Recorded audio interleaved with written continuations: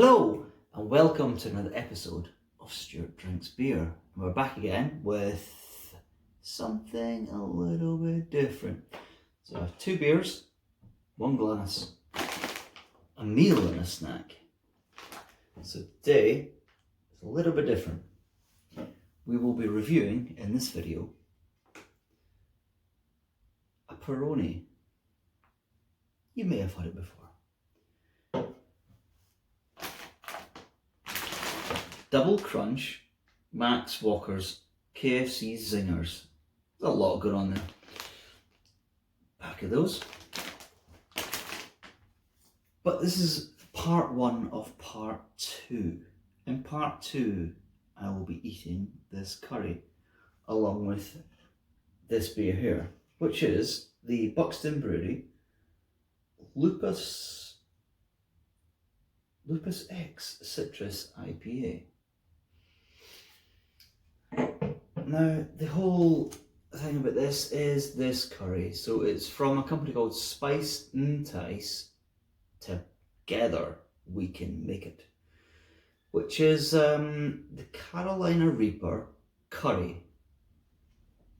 Which has a little thing on it saying world's hottest curry? ? So this is it here. Now, I got suckered into buying this from Facebook. It was clearly reading my life, and it came up as a review on Facebook, a recommendation on Facebook to say, buy me, and I ignored it for so long because, go away Facebook, but it came up again. I was like, do you know what, I'm going to do it, I'm going to buy it. I'm going to see what it's like. So it is £3.50 from their website, or you can buy 3 for £12. Do the maths. So I bought the 3 individually rather than buy them as a set. So they had a Vindaloo, they had a Fal, and they had the Carolina Reaper. So I'm going to go for the Carolina Reaper, and this is going to be a new thing for me. I want to go cook it in my kitchen together. So jump cut to the kitchen. What an awesome transition. So we're in my kitchen, and this is where I feel most at ease. I love my kitchen. And I just love being in any kitchen, to be honest. So we're going to cook a curry, something I'm very familiar with, but I'm going to cook it the SPICEnTICE way. So I'm going to follow the instructions of the Carolina Reaper curry SPICEnTICE kit, which consists of a bag of spice. I'm not gonna lie, was a little bit meh. I thought it might have come with a paste. I thought it might come with some whole spices, just something other than a bag of spice. But let's not knock it. And we're gonna go cook an onion. No, not. We're going to cut an onion. So, I hate onion skin. Gives me the heebie-jeebies. Sexy knife shot. So, first instruction is cut the chicken into bite-sized pieces, which I'm not going to do. I'm not going to do that instruction first because everybody knows the first part of making a curry is chopping the onion. So this is what I'm going to do. Now, I don't know if this is everybody's cup of tea, considering my channel is called Stuart Drinks Beer. But this is something new for me. I love cooking, so this is what I'm going to do. the first part of a good curry is definitely getting a low, slow cook on some onion. Caramelise it. Get it gooey, get it jammy. So that's exactly what I'm going to do.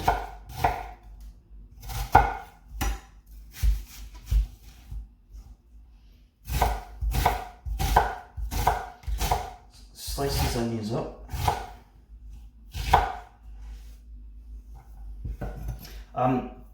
Where's my tool? I have a tool. It's here. It's from the Nick Nairn Cook School, and I use this like a third hand. It's one of the best tools I've ever bought for the kitchen. It is essentially a dough cutter. But the way Nick Nairn marketed it at his cook school, I was suckered in and I had to get one. It was actually my friend Scott who bought me this. And I have used it almost every day of my life. It is so handy. Just in case anyone wants to know how to cut an onion, that's what to cut an onion, especially dicing an onion, is cut some slices down the way, slices across the way, and then grab like that and slice down, and you get an evenly sliced onion. Boom. And then grab your Nick Nairn cutter. I was going to put some links in, non-sponsored, and fire it in your pan. See how easy that is? So easy. So that's the onion. Grab an implement for stirring. Forgot to put my pan on, so it's not already sizzling. What oil do you use?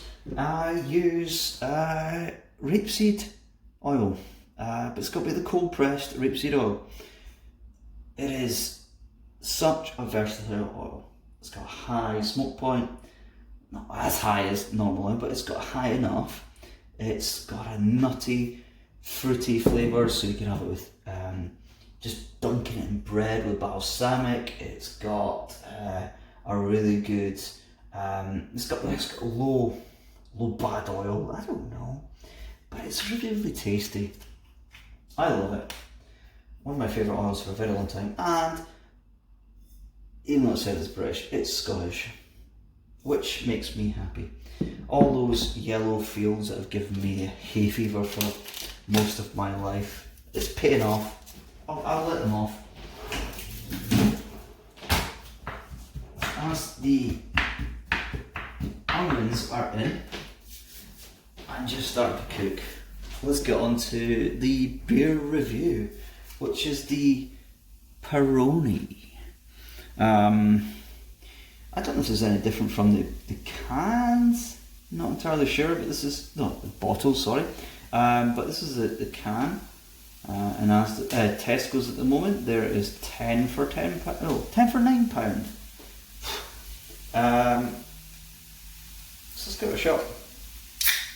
I'm not gonna lie, I've already drunk 4 of these tonight. They're damn tasty. Little tasty beers.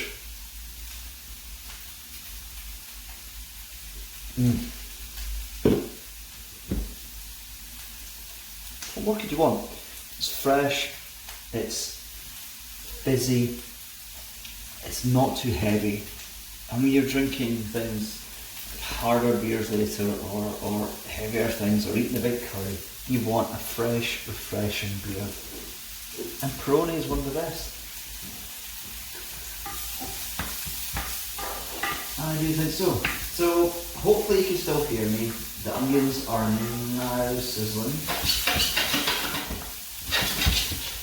They are sizzling really nice. So let's look at the next instruction. Heat oil and start frying onions. Okay.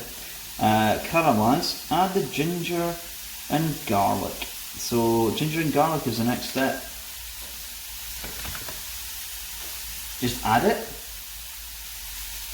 Just add it. Oh no, sorry, I'm wrong. Finely chopped, which is fine. We can do that.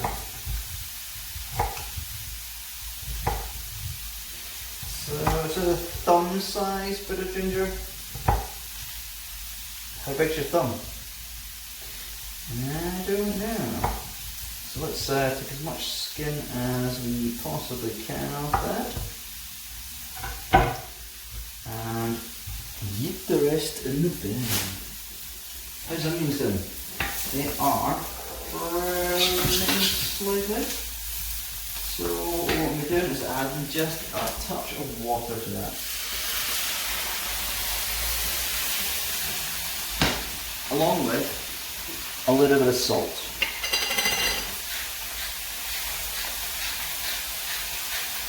What this will do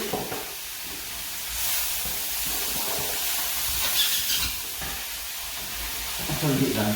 What it will do is it will bring out the natural water out the onions.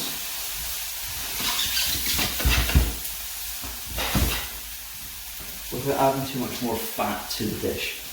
Because sometimes you can add more oil, but this is the way I like to do it, and I feel it brings a better jamminess.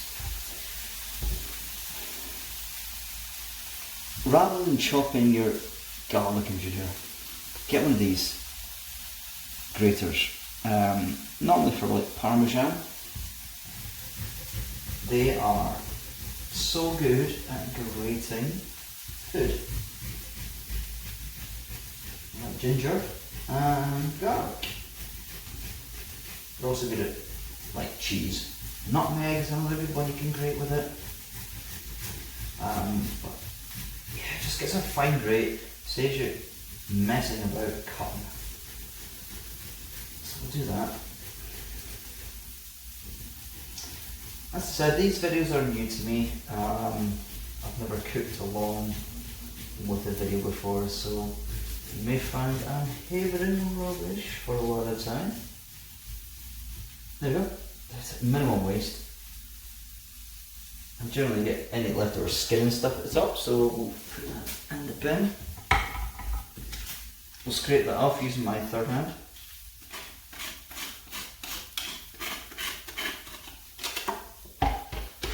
And shove that to one side. How much garlic? It says 3 cloves of garlic. So let's go for 3 cloves. If anybody's new to cooking,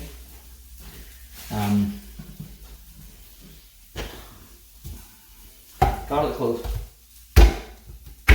get a bash, all comes to bits. Ignore those bits that just flew on the floor, to be fair. There's 1 clove, 2 cloves, 3 cloves, we'll go with that. And we'll put the rest to one side.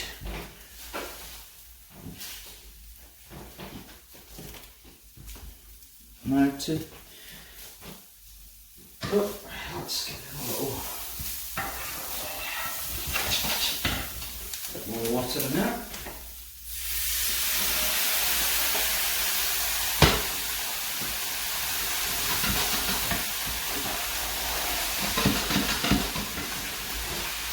They are browning up really nicely. Just give your garlic a little done. Find the least bit of skin, and the skin will just come off. There you go. 1, 2, and 3.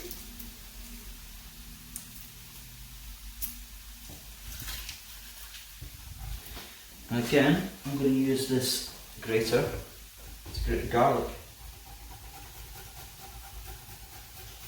because it takes seconds. And it's so much better than just chopping with your knife. You can actually do this with the skin on, but personally I just like to take skin off because it's an easy process.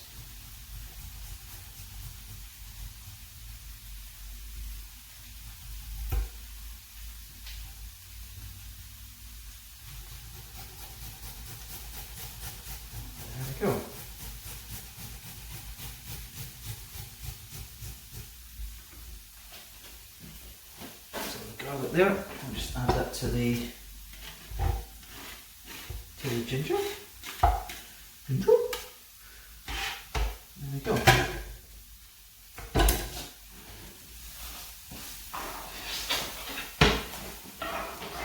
Those onions are looking brown now. You've got to get them a little bit of a between burnt and brown and just this, but the fruit is caramelised in it. But it's so difficult to get that sometimes. But these are looking delicious. Just a good bit of golden colour. And those are ready for the next step. So the next step is to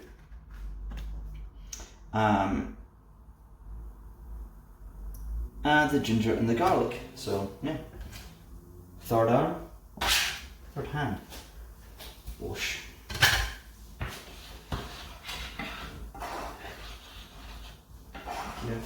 Turn the heat down because one thing you don't want to do is to burn the garlic, because garlic is such a delicate little thing. And burnt tastes true. And I'm tidying up through a video.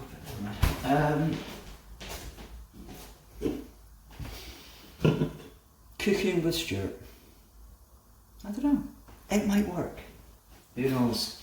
I like to do my videos live, unfiltered, minimal editing.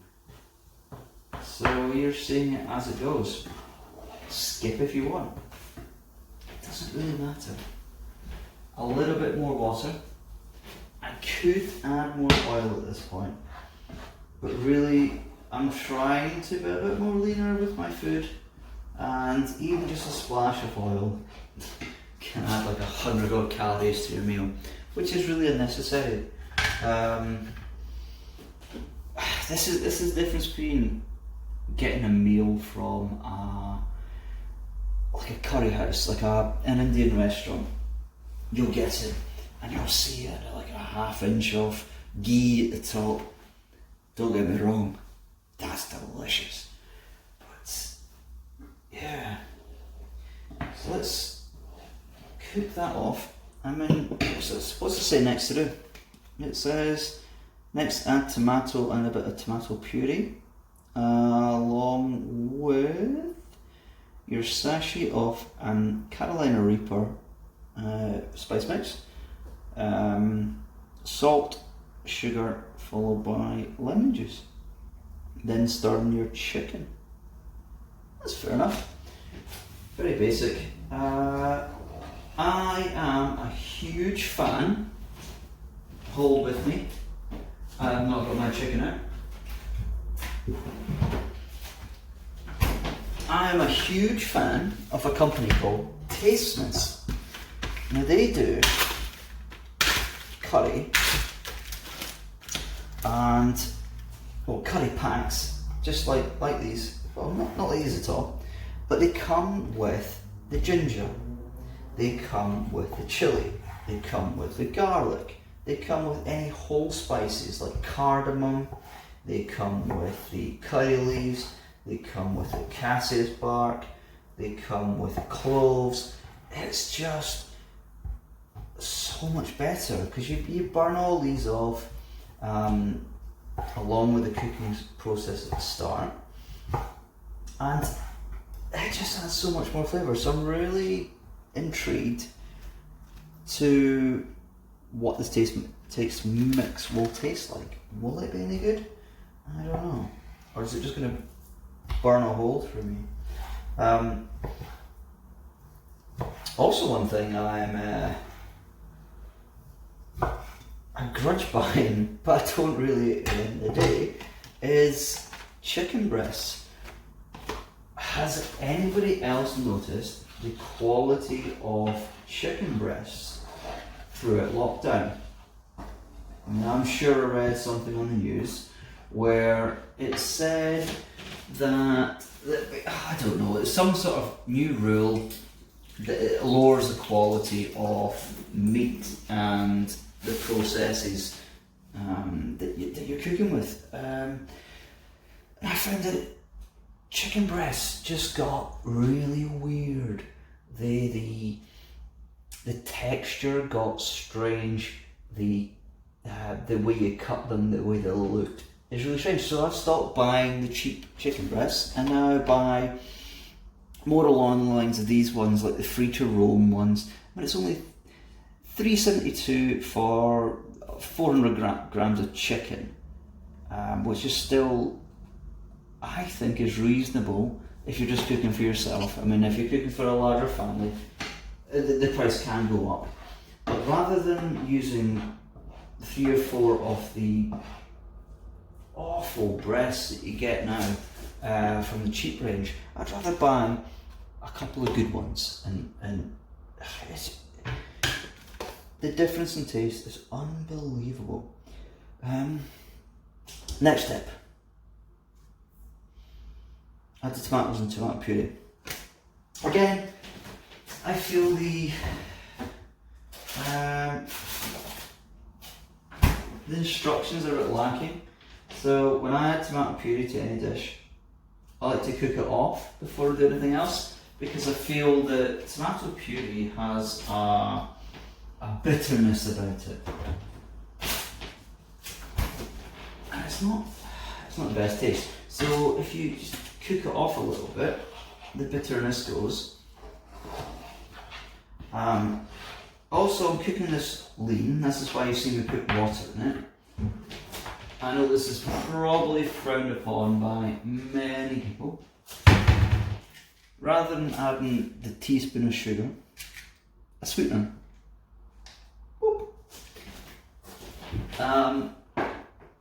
It still gives that sweetness to the dish without adding the extra calories. Yep, I'm calorie kicked. And I don't care. Oh yeah, we're gonna taste something. Max Double Crunch. Calorie counting. Such a hypocrite. Love it. Let's give it a try. They look really, really crunchy. Oh.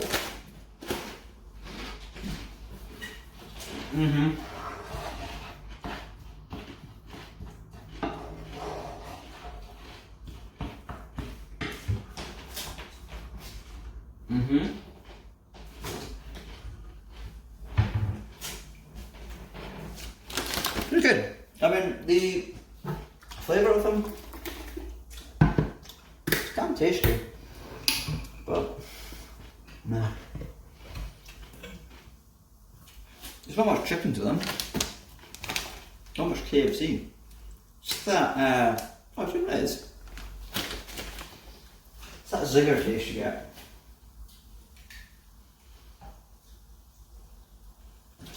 The salsa on the zinger, that's what it tastes like. So I'm adding the chopped tomatoes. Now normally when I'm doing a curry, I do like to add 3 or 4 fresh tomatoes, like really high quality fresh tomatoes, preferably on the vine, and I just put the vine in as well, because it's unbelievable the amount of flavour you get from a vine when you add it to your dishes, rather than the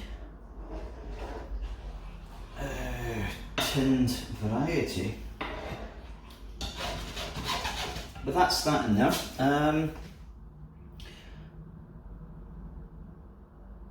Half a teaspoon of lemon. I'm just going to guess that one. Go with that. Eat that little bit out.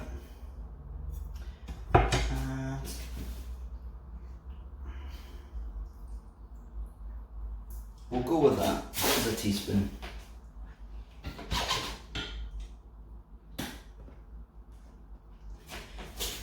Next step, add the chicken. Shall do that just now.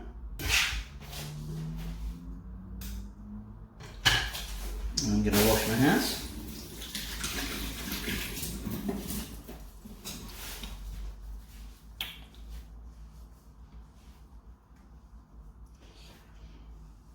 And add the sachet of Carolina Reaper. So this is a bit I'm quite intrigued into.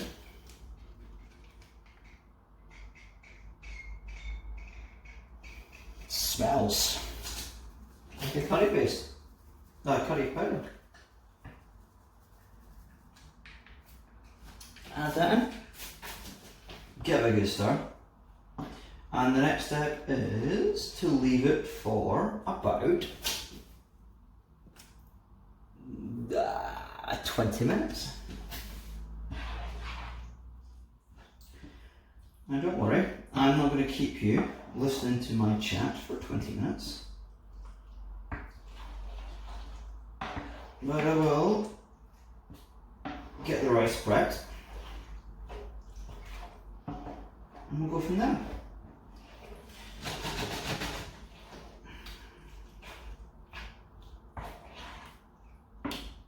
So one of two things are going to happen. I'm either going to put this video up raw, as you see it, as I'm talking, or I'm going to edit it at me adding this. I have not yet decided. But these little Peroni, Tesco's right now for £9 or 10. Can't knock it. These crisps.